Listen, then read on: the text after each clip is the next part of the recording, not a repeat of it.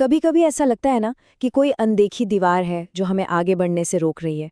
आज हम उन्हीं अदृश्य दीवारों की बात करने वाले हैं जिन्हें हम जाने अनजाने में खुद ही अपने आसपास बना लेते हैं। तो चलिए शुरुआत एक सीधे से सवाल से करते हैं। क्या हम सब एक तरह के फियर मोड में जी रहे हैं?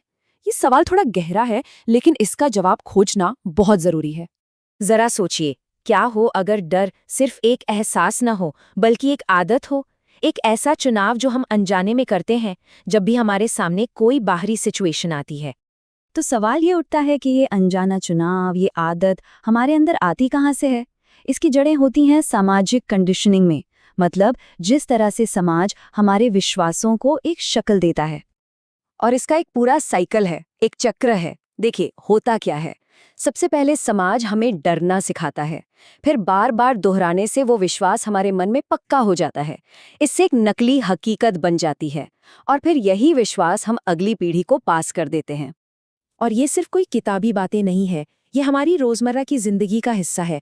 जैसे भगवान या नर्क का डर मन में बिठाया जाना, कुछ रीति रिवाज न मानने पर लड़कियों को डांटा जाना, या फिर परिवार की इज्जत का बोझ उठाना, अपनी पसंद को कुर्बान करना और अंधविश्वासों को बिना सोचे समझे मान लेना, ये सब उसी कंडीशनिंग का नतीजा है।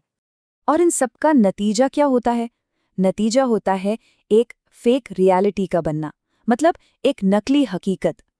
ये एक ऐसी स्टेट है जहां बार बार मन में बिठाए गए विश्वास ही जिंदगी का सच लगने लगते हैं, और हम सजा से बचने के लिए उन्हीं के बनाए नियमों पर चलने लगते हैं। इस फेक रियलिटी के कॉन्सेप्ट को और अच्छे से समझने के लिए चलिए एक बहुत ही मशहूर कहानी की मदद लेते हैं। कहानी शुरू होती है एक छोटे से हाथी के बच्चे से। उसे एक मजबूत रस्सी से एक छोटे से खूंटे से बांध दिया जाता है।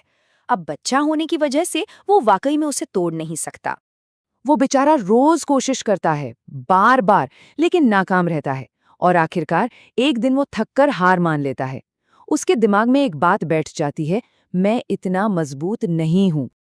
अब देखिए, वक्त गुजरता है, वो हाथी का बच्चा बड़ा होकर एक विशाल ताकतवर हाथी बन जाता है।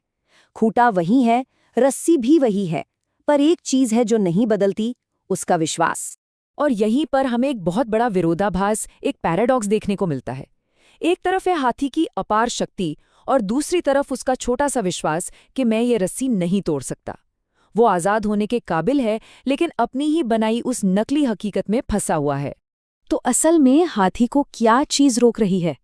और सोचने वाली बात यह है कि क्या वही चीज हमें भी रोक रही है?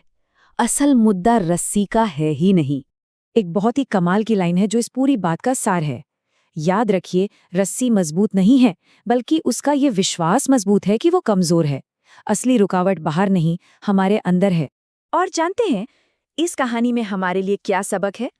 ये जो डर के मोड में जीने की आदत है ना, उसे छोड़ने के लिए उतनी ही मेहनत लगती है जितनी उस विशाल हाथी को वो पतली सी रस्सी तोड़ने में लगेगी।